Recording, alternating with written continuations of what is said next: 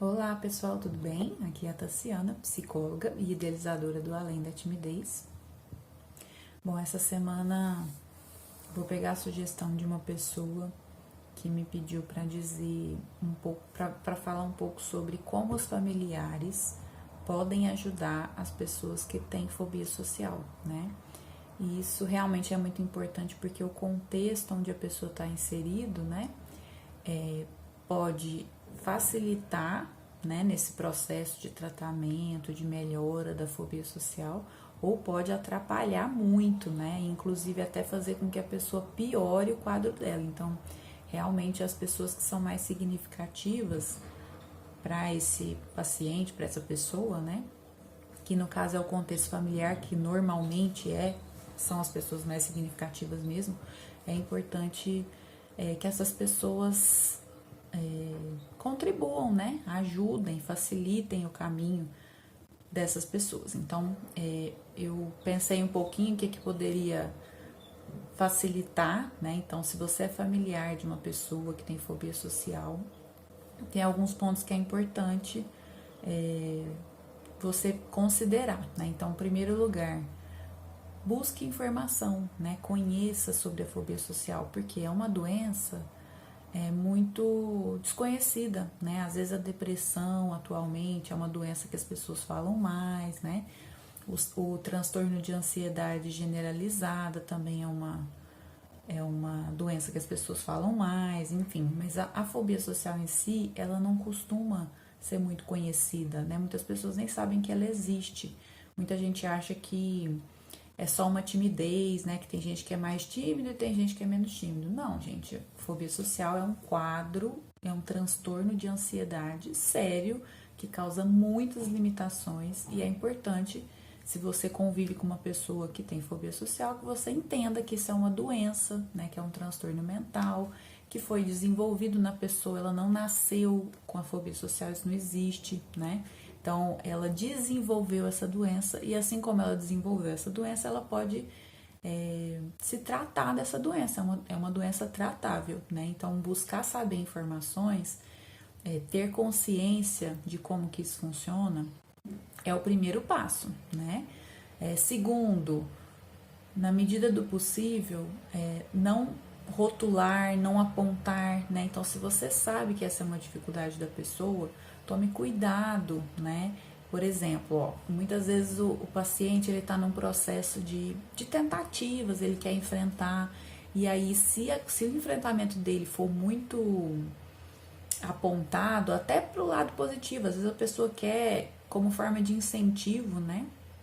Falar que o outro fez alguma coisa, mas isso pode deixar a pessoa mais acuada. Então, vamos supor que a pessoa que tem a fobia social custa a fazer um comentário, por exemplo, numa reunião em família. E aí, essa pessoa que só ela sabe o quanto ela se esforçou para fazer aquilo, ela vai lá e tenta falar alguma coisa. E aí vem o familiar e fala: Nossa, olha aí, ó, fulano resolveu falar. Gente, olha quem abriu a boca hoje, né? Gente, esse tipo de comentário faz com que a pessoa se sinta mais exposta, né?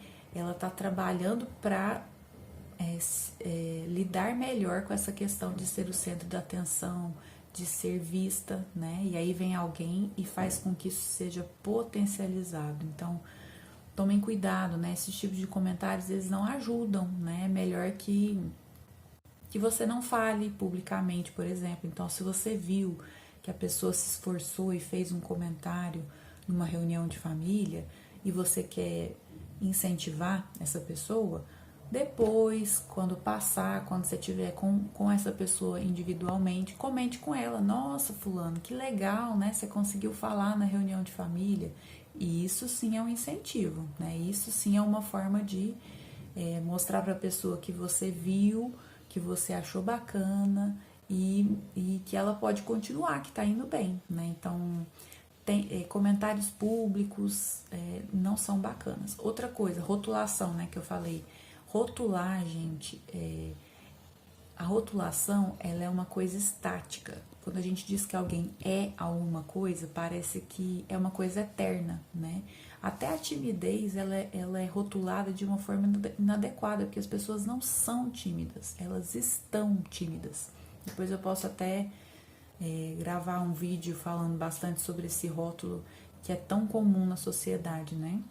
Mas a verdade, gente, é que a timidez é um sentimento que a gente sente de vez em quando. E se eu fico dizendo que a pessoa é tímida, fica parecendo que ela é tímida 24 horas por dia. E isso não é verdade, né? Então, o mesmo vale para a fobia social. Começar a dizer que o fulano é fóbico, dá uma sensação de que nunca vai desgrudar dele, né? O fulano não sabe conversar, o fulano é mais calado, né? Então, todos esses rótulos são rótulos que pressupõem aí uma questão estática, que não tem movimento. E, na verdade, tudo tem movimento. É possível que a pessoa desenvolva, que a pessoa se trate e ela deixe de ter essas dificuldades. Então, dizer que a pessoa está com a dificuldade, né? Então, até para o familiar, se você quer tocar nesse assunto, então você está vendo lá que o seu filho tem dificuldade de interagir na maioria das vezes, então você vai nos lugares com ele, percebe, né, que ele fica muito desconfortável, para abordar esse assunto com ele, né, dizer de forma específica, né, fulano, nas últimas 3 vezes que a gente foi em tal lugar, eu percebi que você ficou desconfortável, né? O que está acontecendo, né? Então, tentar tratar isso como uma questão de um período de tempo ali, né? Por mais que pareça que a pessoa nasceu com isso, gente, a pessoa não nasce com isso, tá? Então, não é estático. Cuidado para não ficar dizendo que a pessoa não rotule, né? É um estado passageiro. E quanto mais a gente tratar assim, mais fácil até vai ser da pessoa desgrudar dessa questão. Porque eu vejo muito as pessoas dizendo que são fóbicas como se elas nunca mais pudessem se desgrudar desse rótulo. Isso não é verdade, tá? As pessoas deixam de ter fobia social, né? Pode retornar? Pode. Mas isso não quer dizer que ela vai dizer para todo mundo que é fóbica social pro resto da vida, tá? Também depois, se vocês ficarem com dúvida em relação a isso, a gente pode falar um pouco melhor. Peraí que eu anotei aqui, deixa eu ver. Então, buscar conhecimento, não rotular ou apontar. Respeitar o limite. O que é respeitar o limite? Então, se você percebeu que você convive com uma pessoa que tem fobia social, tente, na medida do possível, entender quais são as limitações dessa pessoa, o que neste momento ela não está conseguindo fazer, né?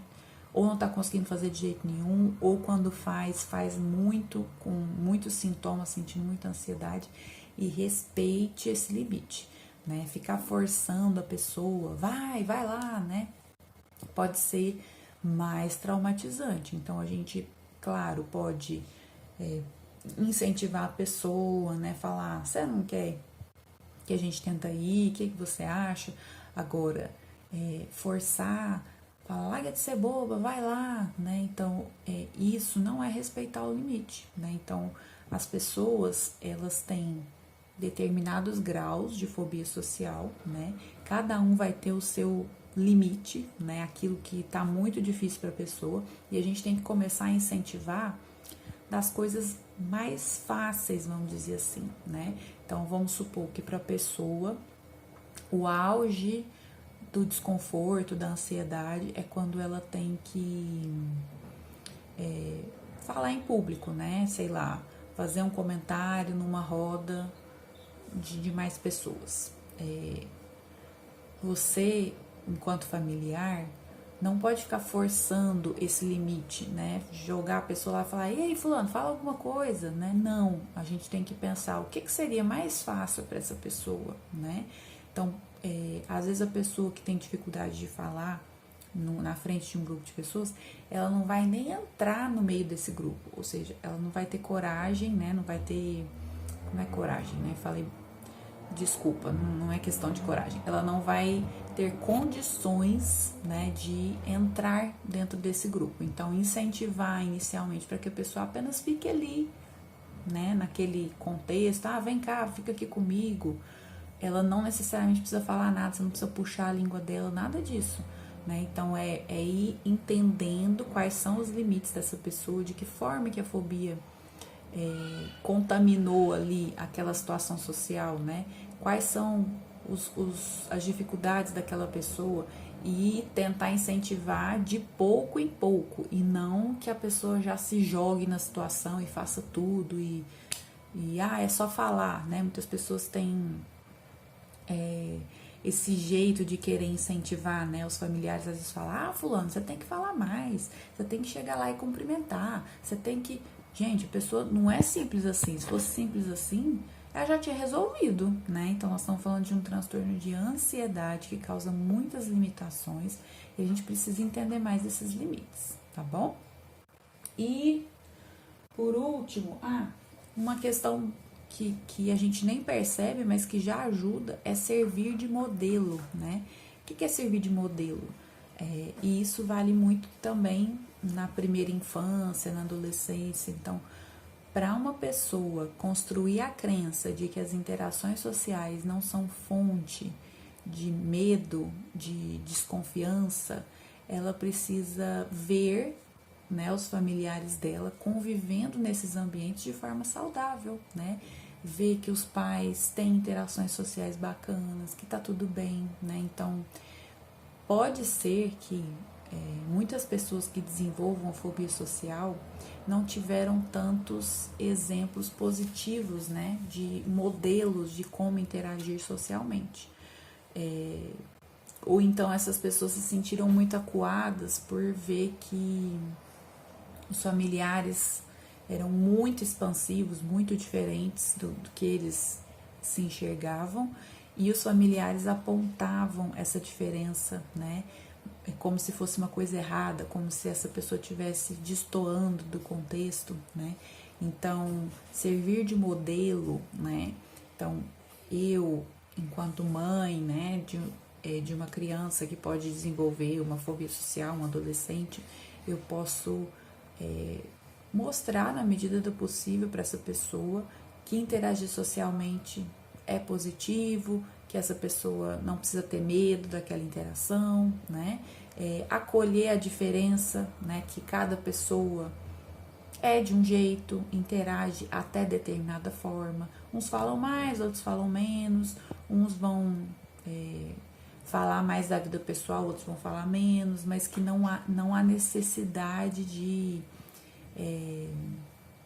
nada além disso, não há uma cobrança excessiva, as pessoas não vão ficar me achando nada negativo, né? Então, servir de modelo, né, para que a gente construa esse contexto, né, de que o julgamento ele não é essencial, né, de que nem todas as pessoas são julgadoras, críticas, né? Então, ser esse modelo, né, de que as interações sociais são importantes, são saudáveis, acrescentam na nossa vida, também é uma forma de ajudar as pessoas que têm a fobia social, tá bom? Se tiver algum familiar que tem alguma dúvida, que tem dificuldade às vezes de lidar com esse dia a dia, né, de ver pessoas muitas vezes se isolando por questão da fobia social e não sabe o que fazer, né, se quiser mandar uma mensagem, algum comentário aqui, na medida do possível, eu vou tentando dar alguma orientação, tá bom? Grande abraço a todos e até a próxima. Tchau!